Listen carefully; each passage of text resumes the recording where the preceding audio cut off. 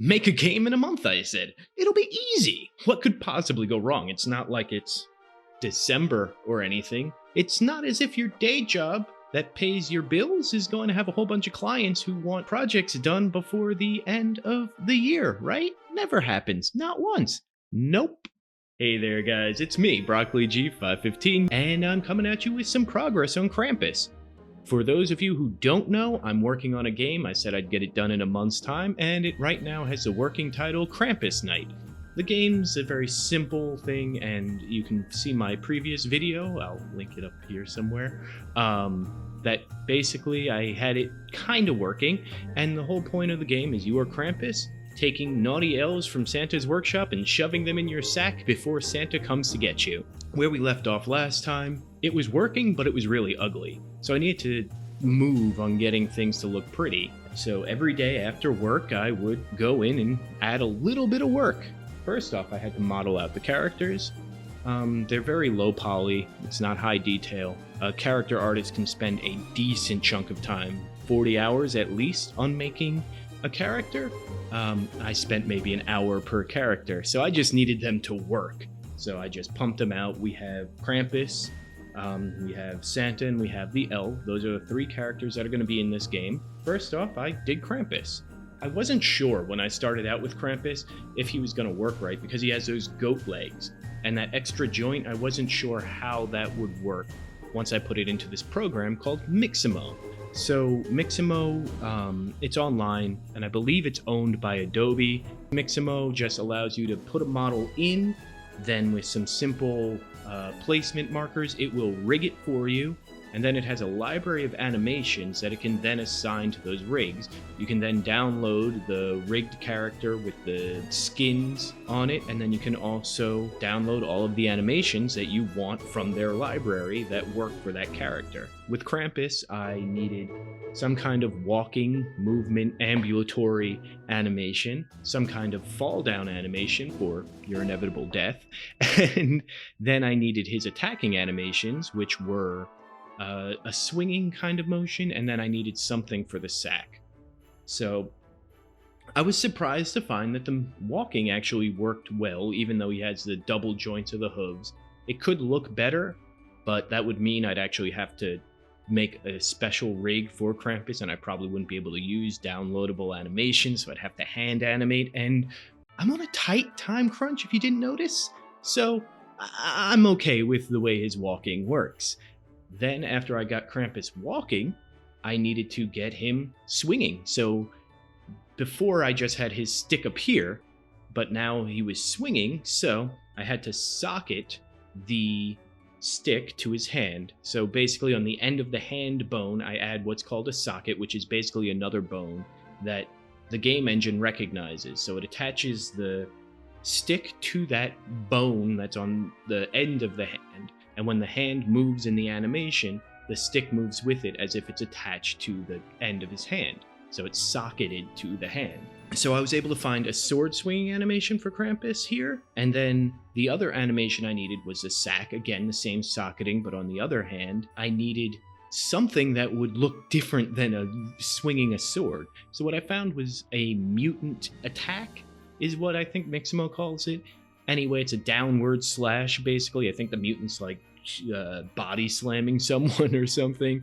But in the case of this, once you assign it to Krampus and you put a sack in his hand, it looks like he's just aggressively swinging a sack down, almost like a, SpongeBob catching jellyfish. So it works for me. My understanding of an animation blueprint, that's Unreal's terminology, is it is basically a rule set for your animations. So it looks for some variable that will then trigger a change in animation, and then it goes backwards. These are sometimes, it uses these things called state machines. I don't know the proper terminology for this. If an animator wants to make me look like a fool, please go down in the comments below and explain to me what that animation blueprint fully is. But I had to basically tell the game whether Krampus was moving or not, and then also I needed to blend the animations. So we have Krampus's walking legs on one animation, and we have his upper body swinging in the other. Now I could stop the ability to move every time he swung whether it was his stick or his sack, and it would just play the animation that I need on the upper body, but that's kind of boring. You want to be able to run and swing and everything like that. So I needed to blend using what's called linear interpolate to have Krampus's lower body still moving and then his upper body doing a different movement. And that is based on this linear interpolate or lerp. Basically based on one value, it blends between two different things. And that means that he'll run while he swings, that's all. Next up, I did the Elves. The Elves are the enemy characters in the game, and it should be easy enough, but I ran into a pretty big headache that took me hours and hours to get these Elves working. So I didn't know it beforehand, but it turns out that Mixamo does not like floating geometry. At least not on this small a scale, because remember the Elves are maybe this big? Yeah. So when I tried putting it in to auto-rig it inside of Mixamo, it just was not working. I kept re-uploading, and I didn't know what was wrong.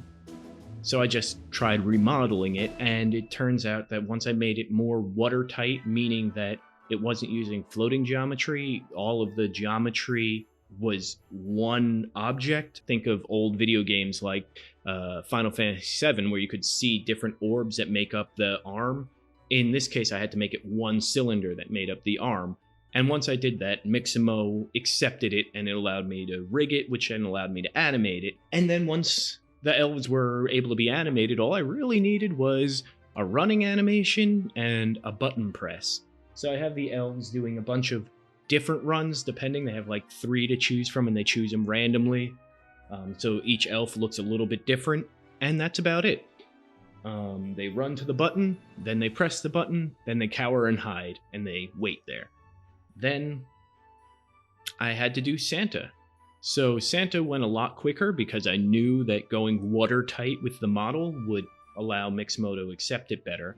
I got the Santa animation rigged, and he needed a basic walk animation. He needed some kind of idle animation, needed an aim, because I am arming Santa with a shotgun.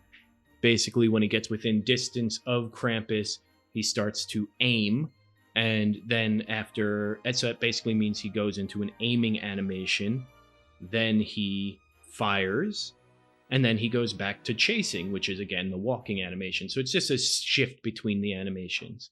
Like I said, Santa needed a shotgun, so I modeled one of those.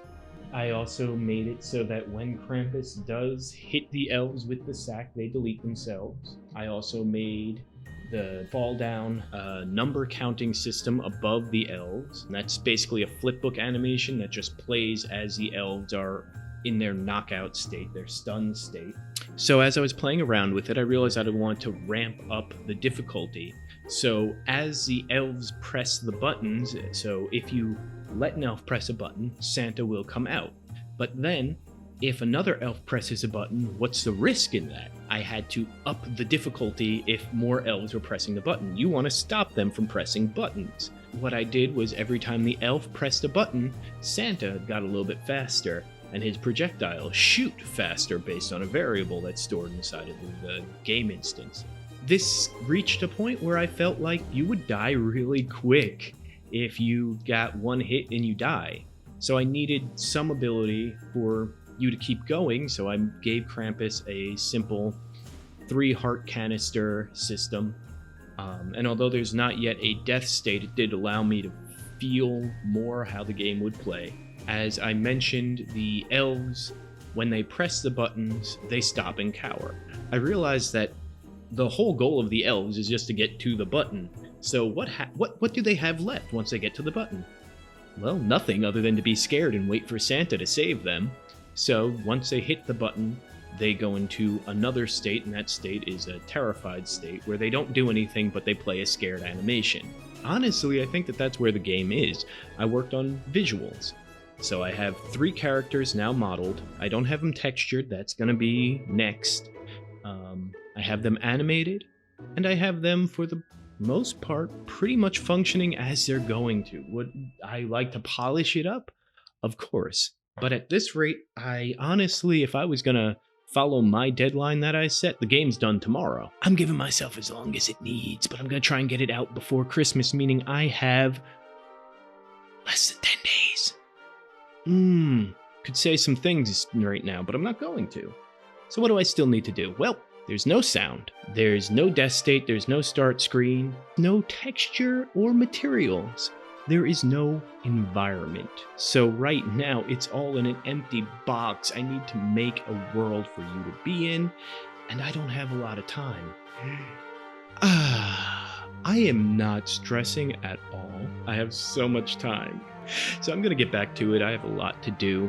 And, as always, let me know what you're working on. If you have any name that I should give this game, let me know down below. I mean, right now it's going to be Krampus Night and it's going to stick.